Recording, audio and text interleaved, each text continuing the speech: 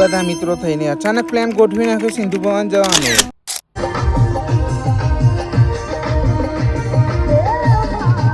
ગાડીમાં સરસ મજાના ગીતો સાંભળતા સાંભળતા આપણે આવી ગયા છે તાજ હોટલની નજીક। તાજ હોટલની પાછળ આવેલું છે સિંધુ ભવન રોડ।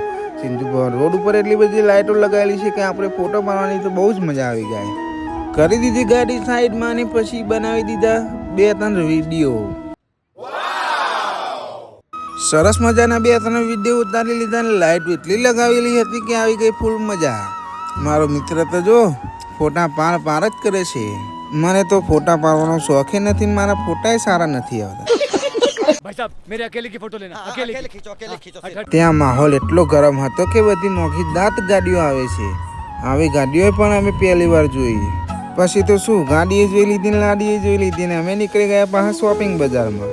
મારા મિત્રો તો 1-2 કિલો ફોટા પાડી દીધા ને હવે જઈશું પાછા શોપિંગ બજારમાં, જોઈએ અંદર શું છે।